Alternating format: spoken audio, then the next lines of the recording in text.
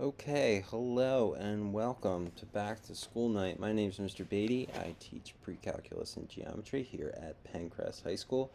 This is my 15th year at Pencrest, and I'm loving every minute of it.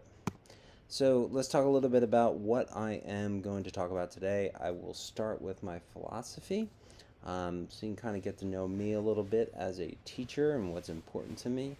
Um, Classroom procedures, a normal day in class, some routines, and then finish out with some contact information. So, my philosophy, as far as how I like to teach, and then this is sort of like what my driving force is every day. So, my driving force every day is to help my students not only achieve the grades that they want to get to, because obviously that is a that's something that's important to students, but ultimately, I want to see them understand the content. And to me, that means that, once the test is over, right, they can make not only connections between the material they've learned and the material that they will learn, but ultimately, as well, it doesn't just leave their brains. And I find sometimes that, especially in math, students can they'll memorize the material, they'll study the night before, they'll take the test, and then all of a sudden it's gone. Um, and in math, you don't really have that luxury if you really want to completely understand it and make all those connections. So I'm always trying to make those connections for them, help them answer their own questions by themselves, but give them that guide. Um, that is always at the forefront of what I do each day. And then the other key to success, or the other driving force for me, is helping students become accountable and responsible, especially younger students. I want to see them reach out to not only me, but reach out to each other, to band together, to figure out problems, because problem solving is a community sport. It doesn't have to be all isolated, and it doesn't have to be so. um, I feel like sometimes kids are competing with each other, so they feel like they can't communicate, and I want to open up those lines of communication, um, and I hope that I'm successful in that. So I want my students to reach out to me, especially if there's a problem, especially if there's a situation where they feel lost or something like that. We can't let that kind of thing fester in a math class, because if the first thing isn't understood, then the fifth thing will be completely um, foreign to them. So, addressing a problem and addressing it between teacher and student, I think, is the best way to do it. A normal day in my class. So, the first thing that we'll do is we'll review any short term or long term assignments that were due the day prior. So, um, even in the first couple days of class, what we've done is I've given them a few assignments, and I'll review any problems that they were stuck on, go through them, make sure that they're okay on them, and then we'll move on. I don't like to spend too much time with this, but also I think it's important. I give them an assignment. We just don't, pass it by, and not, make sure that we have sort of fully understood the topic before we, add something else on. I'll check homework if that's necessary. Usually we'll submit homeworks through Schoology. So that step has sort of been mitigated and made more efficient by the submission step. The submission step. I'll do my new lesson. My new lessons, I try to keep them to around 20 minutes or less. I know the attention spans are around that. Attention spans usually are right around the age of the student. So um, in recognition of that, I try to keep my direct instruction limited, and also differentiate in class, like do different types of activities, and routines and things like that. Um, we'll definitely build in some practice time. With this class, we will be moving, always. So I might teach something and then they practice, teach something else, they practice, and I'd like to, keep it moving pretty quickly. And then finally, we'll assign homework.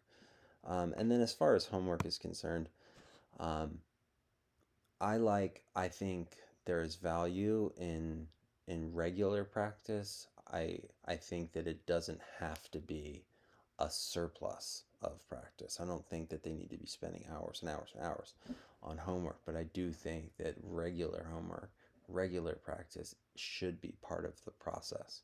Um, and It's a strong belief of mine, and I think it continues us to the next day. It gives us that extra little push to get us into that next topic. General class procedures. I post all homeworks on Schoology. You can find all my updated grades on Schoology. Tests and quizzes, I do points earned out of points possible. They are scaled based upon how much material is covered. So if I have a 3 section quiz, um, it's going to count less than if I have a 4 section quiz or a 5 section quiz, um, just based upon the sheer size of the material covered. Um, my tests are usually about double the point value of a normal quiz. So that's sort of how all of that pans out. So the point values um, they will fluctuate, but ultimately tests are more and quizzes are scaled based upon size. If a student is absent, they'll see a blank spot in um, Hack or Schoology, and their responsibility. They'll know what that is by just logging into Schoology, and they'll know that if it's blank, they can make it up. This year, I really want to hold my students to a number of days absent is the number of days you get to make something up. So if you're absent for 3 days, you have 3 class days to make it up. Okay. Um, and uh, and I think timelines are important, and I think it's important for students to feel responsible for making up material and having a clean sheet. All right, so I have new curriculum here. It's not so new anymore. I've been doing it for um, past 4 or 5 years. This curriculum is curriculum that I've designed, and it's a quick way to get through geometry, but we approach it at multiple levels. So here's what I mean. So we do first a condensed version of the entire course. So of everything two-dimensional geometry, everything planar geometry, we'll do. Hopefully, we'll get done in about half of the year. Um, so that's really chapters 1 through 11, without chapter 2 and chapter 8. And then what we'll do is we'll do a coordinate geometry unit. And then that coordinate geometry unit, it'll take everything we just did, everything they just learned in those, first 11 chapters, and I'll take it and I'll put it on a coordinate plane. So then they'll have to graph a triangle and find, like the centroid of a triangle on a coordinate plane, right? So they'll have to do a lot of the geometry that I've taught them in the first half of the year, but now on a coordinate plane. So now they have to do all that analytic geometry. And that's a really nice way to tie in the algebra component to the course. After I do my coordinate geometry unit, we do a statistical geometry unit where we're finding, we've got dartboards and we're finding like, okay, well, what's the probability that, a dart's going to land in this region? And then they have to find the area of the region versus the area of the entire dartboard, and kind of go from there.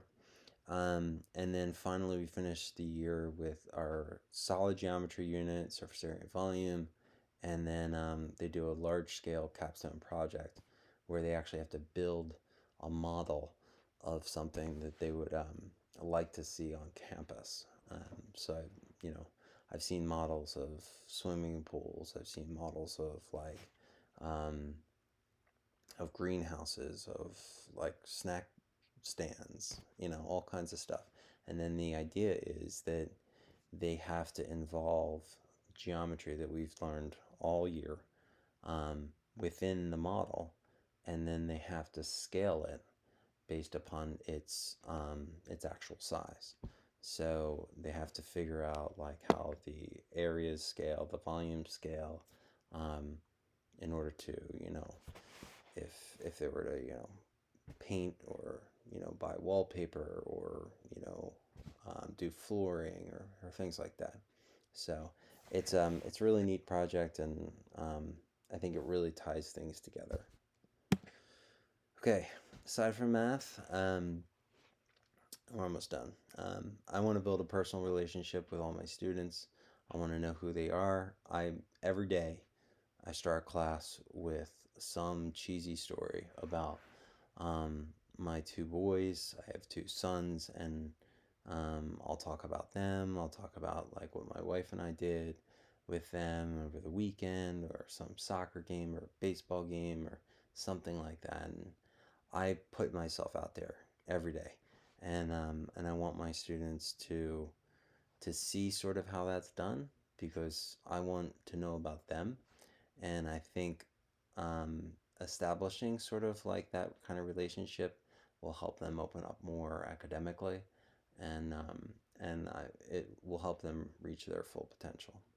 Um, and then the other piece is what I've already talked about is having them becomes advocates for themselves, having them reach out to me when there's an issue, having them reach out to me if they have a question, and making sure that those barriers are knocked down, and they feel like they can come to me.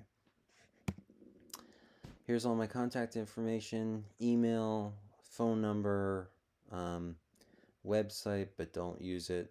Go to my Schoology page. Um, but it's there. If you want to click on it and see a picture of my face, you can do that. Um, and I would suggest, if you're going to reach out to me, that you email me. I'm going to be most responsive through email. Um, and then there's also Home Access Center and Schoology. Really no reason why students shouldn't know their academic standing in my class, and really no reason why they shouldn't be able to reach out to me if they need help. So that is it. So have a great night, and if you, like I said, if you have any questions, please reach out to me. You have my email address, and I will talk to you guys later.